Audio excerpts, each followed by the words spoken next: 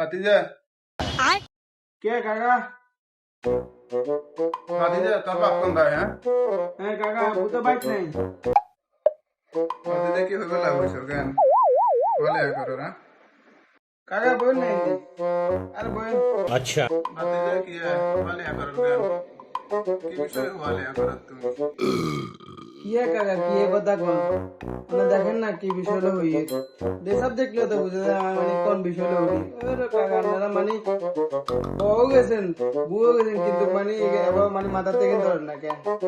তুই কি অনলাইনে ডাক্তার হইবে হ্যাঁ হ্যাঁ কাকা, আমি তো গাইনোলজি ডাক্তার হম। अच्छा গাইনোলজি আবার কি মানে কি কি ডাক্তার হইবে তুই আর আমি সিজার ডাক্তার আনি। ডাক্তারে তো ভালো হইব সিজারের ডাক্তার তো ভালো হইব আঙ্গু নোয়াখালী ডাক্তার হলে তো এত সুবিধা না তুমি তাহলে ভালো মতে পড়ালেখা করো ডাক্তারিও মানুষের সেবা করো আর কি আরে কাকা, সেবা তো বা কথা না, আর আসলে উদ্দেশ্য হচ্ছে একা মানুষ। এটার ভিতরে শাখা শাখা নোট হাওয়া যায়, আপনারা তো বুঝতেন না।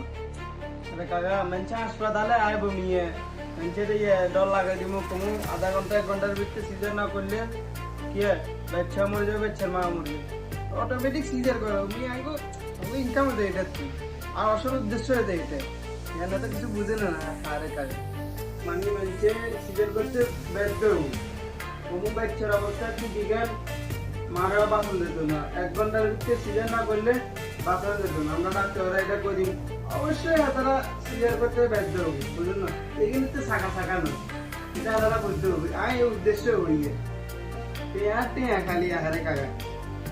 তা এত জীবন ধরে মানুষের সিজার ছাড়া নর্মাল ডেলিভারি করে না মিয়ানমার তো যখন রোহিঙ্গা আছে এগুলোর যে ডেলি বছর বছর বাচ্চা দেয় এগুলোর তো কেউ তো সিজার করান লাগে না এগুলো কেন নর্মাল ডেলিভারি হয় বুঝি খালি আঙ্গুইমি মানুষের নর্মাল আঙ্গুইমি মানুষের বুঝি খালি সিজারে করাইতে হয় এই আমরকম মতো ডাক্তার হলে কারণেই তো এই দশা আরো কম ভবিষ্যতে ডাক্তার হইবেন জ্ঞান সিজারে ডাক্তার হইবেন আর কি এরম আল্লাহ দেখে আপনারা জ্ঞান দিতে আছে, এসব জ্ঞান দর লাগতো না। আনের জ্ঞান আনের কাছে রাখেন নিয়ে আঙ্গু দরকার টেয়া চৌ উপকার করবে, কাম আছে। এত কষ্ট করে এই ডাক্তারি যদি ওয়ালে করি টেয়া কামাই তো উঠতে মেজর উপকার করে জানতাম হারাম। ডাক্তারের কি করা উচিত আপনারা কন